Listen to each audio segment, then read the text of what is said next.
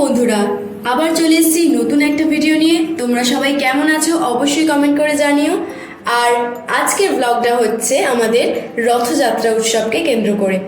আমরা গিয়েছিলাম গুপ্তিপাড়ার রথযাত্রা উৎসবে। তোমরা যারা এবারে পুরীতে রথযাত্রা উৎসব দেখতে যেতে পারোনি, তাদের জন্য আমি বলে রাখি, তোমরা কিন্তু ওই কাছাকাছি গুপ্তিপাড়ায় চলেই আসতে পারো, কারণ পুরীর পরই বিখ্যাত রথ গুপ্তিপাড়ার এই রথ। নানা মতভেদ থাকলেও এই রথ উৎসবটি আরম্ভ করেন স্বামী মধুসূদনানন্দ। পুরীর রথের সঙ্গে গুপ্তিপাড়ার রথের অন্যতম একটি পার্থক্য হলো, পুরীর রথকে জগন্নাথ দেবের রথ বলা হয় এবং গুপ্তিপাড়ার এই রথকে বলা হয় বৃন্দাবন জিউয়ের রথ। গুপ্তিপাড়ার রথের একটি বৈশিষ্ট্য হলো, উল্টো রথের দিন কিন্তু এখানে ভান্ডার লুট হয়, যেটা ভারতবর্ষে অন্য কোথাও হয় না।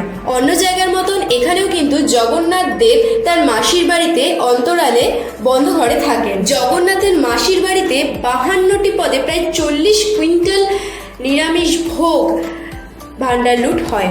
এখনো যেহেতু উল্টো রথ বাকি আছে, তাই তোমরা কিন্তু চলে আসতে পারো অনায়াসে এই গুপ্তিপাড়ার রথ দেখতে।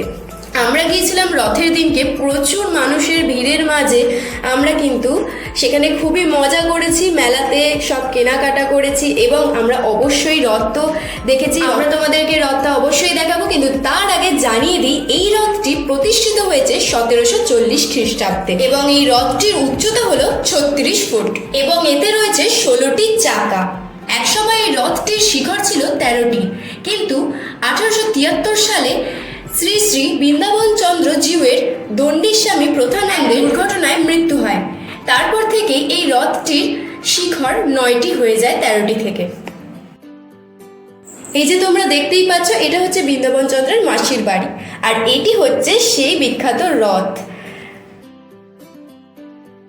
এই রথটির শোভাযাত্রা বৃন্দাবন চন্দ্রজীবের মঠ থেকে শুরু করে প্রায় 1.5 কিলোমিটার দূরত্বে গোসাইগঞ্জ বড়বাজারের গুন্ডিচা বাড়ির দিকে যায়। আর এই 1.5 কিলোমিটার কভার করা দূরত্বটি ভারতে অনুষ্ঠিত রথযাত্রাগুলির মধ্যে দ্বিতীয় দীর্ঘতম বলে ধরা হয়।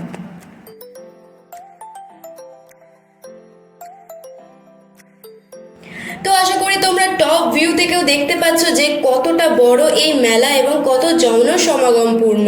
তাই আর বেশি ভাবনা চিন্তা না করে তোমরাও কিন্তু চলে আসো উল্টো রথে মজা করতে এই গুপ্তিপাড়ার রথে।